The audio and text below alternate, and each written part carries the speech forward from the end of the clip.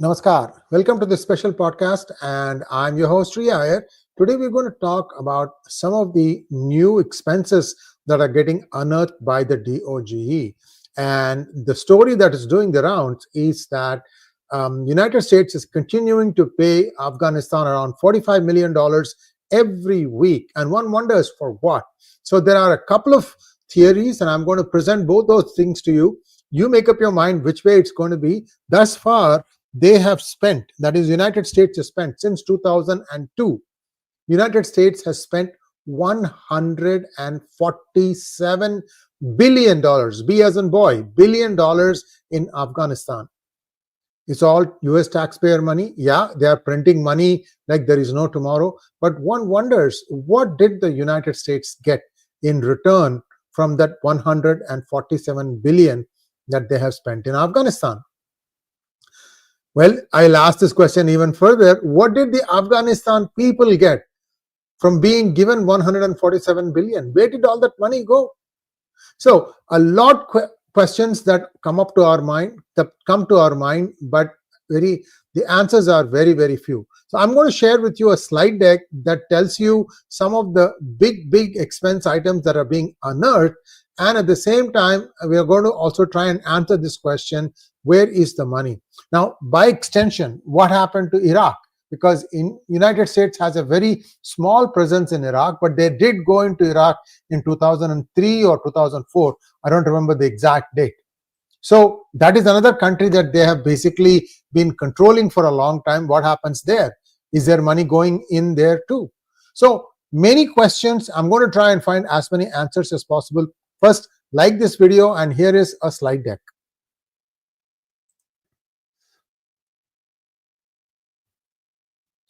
So, is the US still paying salaries, pensions for governments like Afghanistan? At the time of withdrawal, they were saying that US is paying an ungodly amount of money just to pay everybody's salaries, including the military in Afghanistan, the government officers, the structure, the entire government, military expenses. As an expense column, US was underwriting all that. What happened when the US left abruptly on August 15, 2021? How is the Taliban government functioning now? I'm just asking one question for one country, but when you start extrapolating this to other countries, you will see how much money US is paying to all these different countries just for the fault of invading. So that begs the question, don't go into any country. Going in is easy. Getting out, very, very difficult. In fact, I'll tell you another thing. In 1979, Russia invaded Afghanistan. There was a big scramble. And I think at that point of time, General 𝗤𝗂𝗍𝗓 was the chief martial law administrator or whatever. He was a guy who was running Pakistan. Let's just put it that way. And United States offered an aid of 400 million to Pakistan to try and help with the influx of refugees coming from Afghanistan, as well as to try and put a front to try and prevent the advance of Russia. Because at that point of time, it was thought that it was the USSR, not Russia. The USSR wanted a warm water port, and that Karachi was their aim. Be that as it may, when he said that it's peanuts, then what happened was within a few weeks, something happened, and the United States announced that they were going to give $3 billion, not to the Pakistani army, but to its inter-services intelligence division. The ISI got $3 billion in 1980s, early 80s. Imagine how much money that was, because that money was the one that's still creating all the trouble for you in Kashmir, or in Punjab, or in Rajasthan, or in Gujarat, or in India. See, these are all things that we don't think about at the time, but when you try and start passing down what happens afterwards, all these things tell you a story. So, what is going on here? One of the things that happened at the time of Obama, it is believed, is that the deep state, its own expenses started getting mingled with the United States government. So one didn't know where the money was coming in, but one could direct it to the place they wanted it to go to. I hope you understand the drift. I'm going to give you a little bit more details on this drift, but let's first take a quick look at how much money the DOGE has found and saved and what are the big saving items. Just a quick look at their website as of right now. Here we go.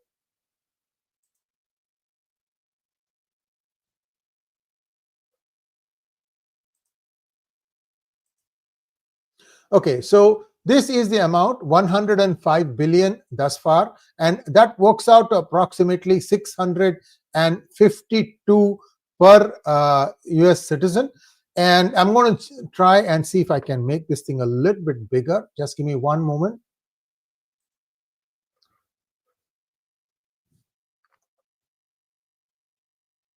Okay, this should be big enough for you to see it.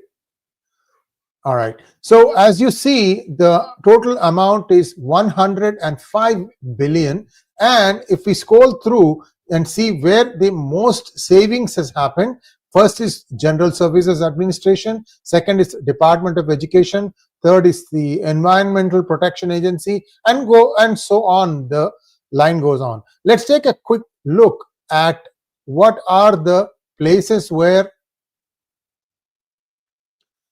the money has been found, and let me see if it's showing up correctly now. Yeah, you can see it well now, right? I think I'm going to even make myself invisible so you can see the numbers. I hope you can see it now. I'd appreciate a nod from one of you who's watching that you're able to read the font now.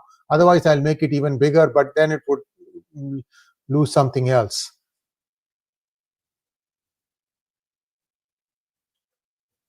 Okay, so you can see here the contracts, total value saved, and if you look at the total amount saved is 15 billion. So out of the 105 billion, in contracts, there were 483 contracts that got terminated, resulting in 15 billion in savings. I'm trying to see if this works. Yeah. So, okay, I should not highlight it because highlighting is making it not appear. Okay, here, 15 billion in savings in contract. Then in grants, you got another 15 billion. And if you just read the line items, look at where the grants have gone to. Department of Education. And the numbers are mind-boggling, millions and millions and millions. 6,289 grant terminations totaling 15 billion in savings. Next, real estate, 748 lease terminations totaling about 10 million square feet and about 468 million in lease savings. So you can see that these numbers are beginning to make a huge difference, and it is being proposed. You see the amount saved per taxpayer, right? $652.17. It is being proposed that by the time DOGE is done, which is about 2 to 3 months from now, we are going to be able to get 5,000 per taxpayer. It could be a family will get 5,000 or an individual will get 5,000. I don't know exactly how the number is going to pan out, but you get the idea. This is the amount of savings that DOGE has found thus far. And now let's get back to our slide deck. So the deep state to United States government. Who is deep state? Who is US government? Because I've been saying this for a long time, and most of the things that I said are now becoming clearer because of the change in government, because of a Republican coming in place of a Democrat. I have been telling you about how certain appointees, especially in Department of State, didn't appear like they were, meritorious. They didn't work their way through the system. They seem to have been parachuted. And if that is true, who's parachuting them? And for what purpose? And for parachuting them, who's getting benefited? How much? Where? All these things. Now, the way this is done, it's believed that it happened in Obama's time, is a foolproof system was established, allowing many deep state expenses to completely get embedded into the US government. And then they said, well, we are not going to check how much money the US government prints. After all, every time there is this deadline, they just increase the federal spending limit, and then everything goes back to normal. For a few days, you'll see arm wrestling because each of the congressmen, women, or senators, they want a certain amount of funding for their constituency, so they can show that I did this for you guys, so that they can get re-elected. That's why I keep telling 4 terms for congressmen, women, 2 terms for senators, 2 and out. Doesn't matter what you can invent apple pie. That's it, only 2 terms, because this has become a system that has been easily worked. Look at some of the people, how old they are, especially in the Senate. They are not even able to walk. I noticed how many people had difficulty even moving basically in the joint order session. And these are the people who are making laws for you. These are the ones sitting in judgment over how we should lead our lives. So now the deep state not only had elements of its own inside these agencies, but they are also able to try to chart some things in one way or the other. I'll give you a simple example. They are up in arms over 𝗏𝗏 Patel, the new FBI director's request that he be given personal security from outside the FBI. Normally, the director of FBI gets security from inside the FBI. He said, no, I want separate security. And they didn't like it. Not only that, he has also mandated that I want a secret access, a secure access to the White House, and I don't want to go through the FBI switchboard. Simple thing, right? I mean, he is saying that, okay, hey, a director is allowed this much of leeway, and people don't like it. That's become a big story now. What limits to these people will stoop to? And the thing that they've got the deep state's knickers in a twist is DOGE and Elon Musk. Anything about Elon Musk is a huge defeat for Elon Musk. That thing, this thing, oh, his Tesla is being investigated, or his attempt to control OpenAI has fallen flat, this, that. Everything exaggerated. I mean, these are all court rulings. These things will go one way one day, next day it will go the other way. I mean, this is all part of doing business. But they have really, trained their arms at DOGE and especially Elon Musk. CIA, NSA, and 12 other institutions, they all now come under DNI. And 𝗠𝚢ci 𝗍𝗏𝗏 is looking at it in a very, very close way. He's trying to make sure that there is no wastage here. By the way, there's another thing that happened. Kelly Loeffler, who is heading up the SBA, Small Business Administration, said that there were millions awarded to people without checking if they were resident or citizen of the United States. SBA grants. I know how hard it is. I've tried applying for SBA grants a few years ago. It's very difficult. But during COVID, looks like the gates of heaven opened. And children were giving millions. It's just getting ludicrous, guys. Go to x.com and look for DOGE, and you will see all these specific individual line items. In fact, I'll show it to you now. I have it right here, because that's also captured on the website. Let me show you. Spend. How money is being spent. Workforce. Let me check. Oh gosh, where is the thing? Okay, let's go to the, yeah, this is the website. I'm sorry, this is the X thread of DOGE, and I was talking to you about this, right? In 2021, SBA granted 5,593 loans for 312 million borrowers whose only listed owner was 11 years old or younger at the time of the loan. That means child.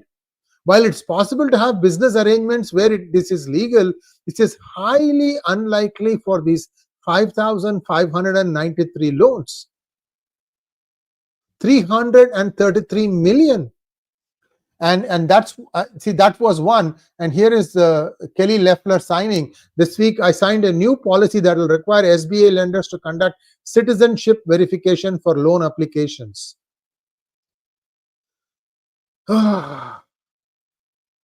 As you read this page, it gets more and more ridiculous. $600,000 grant to study menstrual cycles in transgender men. And this is even more ludicrous. veterans, I think VA means Veterans Administration, it cancelled a $56,000 contract to water 8 plants for 5 years. This is $1,400 per plant per year. That contract has been cancelled, and DOGE will water the plants free of charge.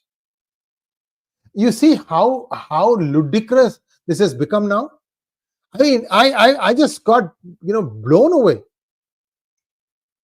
Now, what is happening is that there is covert actions going on, whether it is deep state or CIA, and they have a lot of things, what is called as black budget allocations. It's called off the books, so that it won't be showing up should there be an inquiry request by a congressman or a woman or a senator, and much of these things are hidden away here and there. Now, covert funding, DOGE may not be able to remove, but anything else like what I just shared with you, all these things should go. Now, the uncontrolled printing of US dollar is really coming under a sharp scrutiny, and I've told you about gold and how gold is coming into the United States, especially from London. Almost on every flight that leaves London and comes to New York appears to have a certain amount of gold being carried here. And most of it is believed is either JP Morgan or the United States government itself. The gold bars are coming in, and for what purpose one doesn't know. People have tried to explain, saying that, look, there is a $20 difference between the price of ounce of gold between London and New York. In New York, it is $20 higher. So therefore, when you show the asset as being in New York, then it puts up your asset by that much amount. It sounds reasonable, but can you imagine the amount of pain it is to carry so much gold? They probably are checking the weight of the whole plane with the gold in there to see if the plane can even fly. I'm not making this up, guys. There is a fair amount of weight. Gold is heavy. It's not cheap. It's not light. Interest payments on debt are rising sharply due to higher Fed interest rates. The US has been relying on unlimited money printing, and it has to come to stop one day or the other. See, this is the reason why BRICS said that we are going to do another currency. I'll come to that in just a minute. And Saudi Arabia says that I don't want to accept US dollars anymore, because whenever there is more money printed, that essentially it dilutes the holding that you have of that currency. Whether it is quantitative easing or releasing US Treasury bonds or petrodollar recycling or repurchasing agreement by the Federal Reserve, it's all the same thing. Money is being printed. So BRICS is nervous. Saudi Arabia is nervous. I'll tell you a couple of other things that are happening. Bank of Japan wants to return all their treasury bills that they are holding, or if not all, significant amount, because they need to spend money for their defense. So this fracas between Russia and Ukraine and China and Taiwan, both of those are neighbors to Japan. They are across the Japan Sea. So they are worried, and they want to spend more for their defense, because they have a pact with the United States, but from the way Trump has been saying that you need to pay for your protection, they are nervous, so they want to invest their own money. It's a different matter that once they have the money, they might go back to US to buy weapons. It's possible that some of the weapons may be bought from India, for example, right? So everywhere there is a nervousness regarding the US dollar. Now, how US is going to rejig its dollar is something that people are really curious. I'm also going to talk a little bit about what is happening in Iran, because it is believed that rather than sending some of the top leadership to their maker, there may be other ways in which the same thing can be accomplished. One of the problem that has been kicked down the road is the debt, what I call as payments that are mounting for banks, which had these loans at very low interest rates, but they bought them as adjustable because they figured that it would not go up so high. Now it's at 5%, and they are really screaming under the weight of that. I don't know how they are hiding that, because it was expected that those will come due by now and that there would be a major correction. Somehow things are going smoothly, and I have a suspicion that it may be because other countries, including the Europe bloc, are doing much worse than the United States, and therefore US dollar still continues to be the safe haven for most people. There's also a rumor that many people who are getting nervous about the future of United Kingdom are beginning to transfer their money out of UK and into a safer haven like US, for example, from the pound to the dollar. And if they are saying that there is a day not far away when UK is going to impose capital restrictions. Remember, China has already done that. What that means is it'll take as many dollars as you want to give them, but it will not give you back the money that you have given as dollars. Even if it is your own money, very difficult to pull it out. It's called capital controls. And they are saying that once UK starts doing it, then it is game over for UK. So there is some delicate dancing that is going on. Also, this gold card for $5 million has really set the cat among the pigeons. It is believed that many from the UK may be eyeing at crossing the pond and coming to settle in the United States. Again, once we have some actual numbers, we'll share those with you, but you can see that there is a fair amount of nervousness. The UK's famed banking system is under a lot of stress and strain. Like, for example, I told you about 344 metric tons of Indian gold is still in the vaults and banks in UK, and that has still not been withdrawn. And they are saying that it is taking a typical amount of 6 months from the time you submit the request to the time you get it back. Of course, some people go crazy and ask for the specific brick that they had put themselves 10, 20, 30 years ago and say, I want that only that brick, not any other brick. And if you do something like that, then somebody has to go and systematically go through and check the vaults to see which is the one brick that you may have deposited with the bank 20 years ago and you want that exact brick back. Why? Because countries are nervous that maybe the gold has been changed with and replaced with tungsten with a coating of gold on top. I talked about this also. So a lot of nervousness about how the gold is being maintained in UK. I'm not trashing UK. I'm just telling you that UK is under a lot of stress right now. And the reference links for this, I've got many links to go through those to get a better picture of what is going on. So one of the things that US is thinking of is to try and go back to what is called as central bank digital currency. This has been sort of looked at, and then Democrats said, no, we are not going to do it, and then they left it at that. Now, one thing that Trump has done is he created a crypto reserve, and that tells you that US views that also as an asset. And whether two things that I expect US to do. One is it will find a way to find out how much gold it has. And then, see, there is a simple way you can adjust the value of gold it has to market rate. It's called as mark to market. Today, every ounce of gold that the US has in like Fort Knox or in New York Fed building is being asseted in the assets column at $42 an ounce. We know it is 2,950 or something like that, right? So if you bring it up to that, then it suddenly adds about $850 billion to the assets column, which means from 36 trillion, it might go down to 35 trillion. Now, this is just an arbitrary number as to what the value of gold is. What if the US decides to make that thing more, like $100,000 an ounce as the asset? Then the amount of deficit that is there, that will take a big chunk will go down. Because what from 2,500, I'm saying 100,000, right? That is 40 times. So 40 times 800 billion is 32 trillion, isn't it?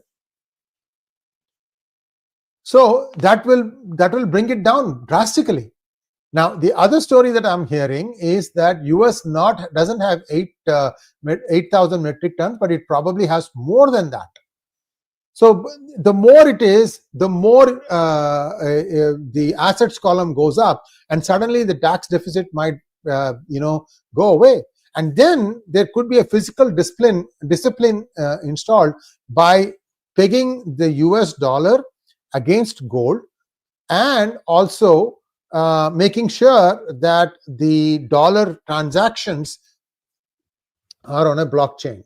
Then what happens is, it doesn't matter how you hide. Like, for example, what the Democrats have done, that the allocation is to one department, the expense is for something else, and they are quietly taking that. Like, for example, from money that was set aside for FEMA got taken out and got spent on illegals. And so when there was an emergency, there was no money in FEMA to respond to South Carolina residents. So these things are all now coming into play to make sure that the abuse that used to take place can never take place again. So stay tuned. The US dollar is going to undergo some change. I don't know exactly how this is going to be, but a lot of people are giving a lot of suggestions. We'll wait and see. So that is as far as the US dollar is concerned, the US finance is concerned. Now let's take a look at what is happening in Iran. Stories are circulating that the CIA might be working to transform Iran into a Christian country by trying to, egg-on the youth in Iran who have slightly different ideas of how they want to lead their lives than the mullah-run country. Now, this could be something similar to what they tried to do in Punjab, for example. See, people didn't realize it. For the last 20 years, I think, music that has been coming out of Punjab, rap music, it all talked about guns, drugs, about teaching lesson to, you understand what I'm saying? That hatred was instilled through this music. Same thing happened in other countries also, and it is believed all this was funded by USAID. I'll give you another example. It happened in Bangladesh, because that happened so recently. Same formula. Toolkit, tailored, promote 5 rap singers and give them lyrics that are very inflammatory, and then make that to make people to get passionate.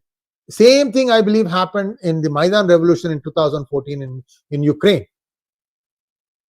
So these destabilization efforts, if it is going for a good cause, I have no problem with it. But I think every country should have its own decisions to make. They need to be given that opportunity to figure out what they want. For example, CIA-backed groups, it is believed, support liberal movements, women's rights protests, and anti-clerical activism. This is in Iran. They also are trying to dismantle the regime by promoting westernization among the youth of Iran.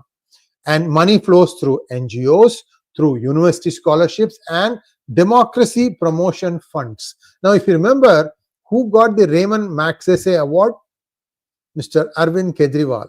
See, that happened 10-15 years ago. So they identify their pawns fairly early on. And my suspicion is now they are looking at players like Akhilesh Yadav, who's on his 50s, maybe this guy Joseph Vijay in Tamil Nadu, a couple of other people that are young who look promising. It could even be Prashant Kishore. I don't know. Only he can explain whether he's also being approached by these people. But today, if you ask me, the deep state is kind of tottering because of what happened in Ukraine. By the way, I'm also hearing that the United States has not resumed its funding to Ukraine. And the United States has a way to disable the F-35s or F-16s that these countries may have. So something very, very significant is taking place in Ukraine battle now. I don't have all the information, but I think there will be a point then everybody will figure out that, okay, this is what was happening. And Trump's warning was very real. And next week, I think Ukraine representatives will be meeting in Saudi Arabia again to carry forward this peace process. So we will see. Also, the CIA in Iran is using companies like National Endowment for Democracy, NED, Open Society Foundation, we knew that, and also media outlets such as BBC Persian and Voice of America Persian. By the way, BBC UK is spewing venom on India now.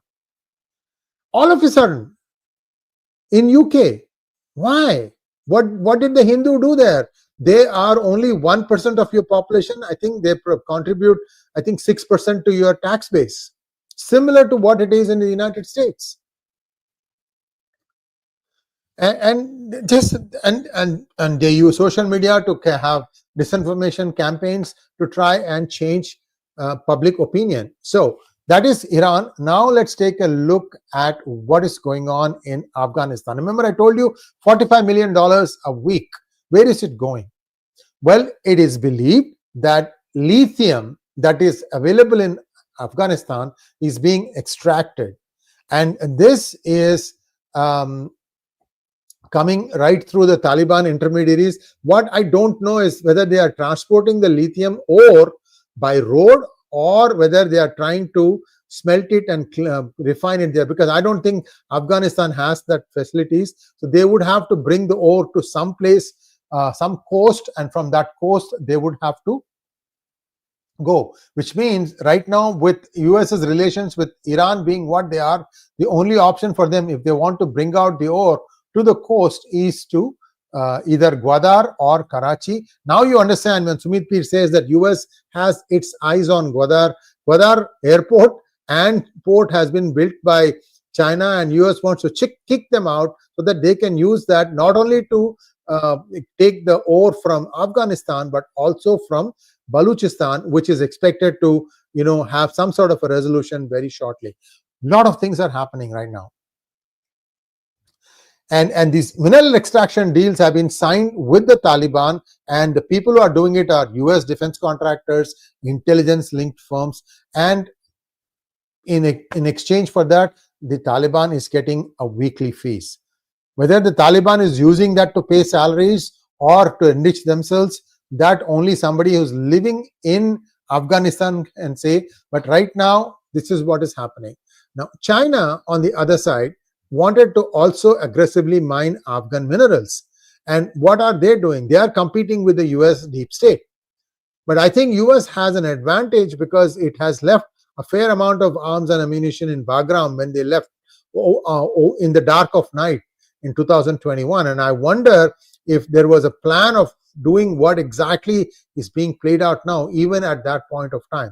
Be that as it may, some private entities are making money hand over fist from extracting lithium from Afghanistan, while Afghanistan continues to move backwards in terms of a society. So who is going to win this resource war between China and US? I think US will win eventually. China is on a weak wicket. There are other things that are going to be happening in this area. Stay tuned.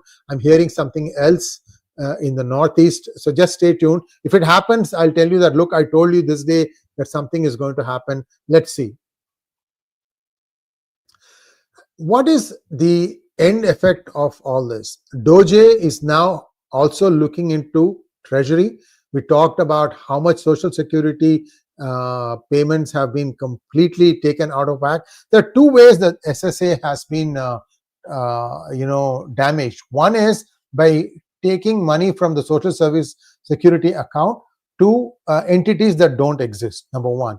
Number two was during George Bush and many presidents, not now, they used to take the surplus from Social Security and use it for other things. So this is, everybody's guilty of it, all presidents. I'm glad that Trump is trying to bring in a certain amount of transparency into all this so the US taxpayer knows where their money is going.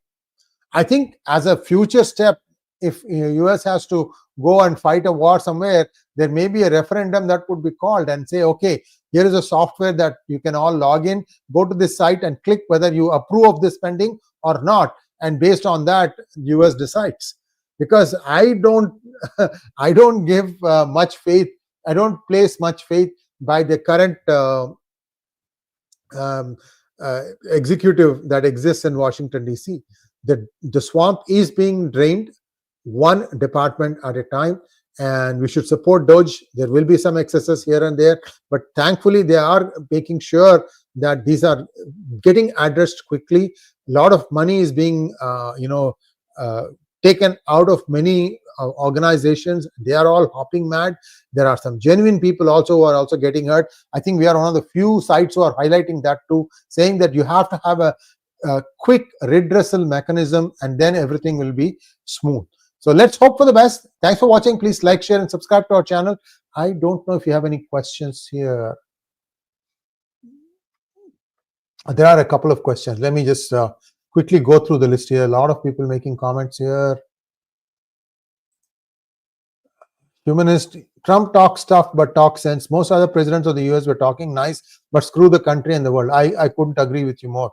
At least it is better to hear it rather than see some sweet nothings and then something nasty happens. I saw a young white American boy in his 20s homeless and sleeping on the road, and it moved me. It was pathetic. Yes, many families that have been broken, and if you lose your job and if you lose your house, it becomes Raghu Gudi. I saw a tweet about coup attempt on Bangladesh by Faizur Rahman. I don't know. I'll have to check that. Thanks for letting me know. If there is something, we will definitely update it. And here is Mahendra Chand. P-Guru doesn't understand anything. What is at stake in US and Trump's deception and lies to embrace authoritarian-like governance?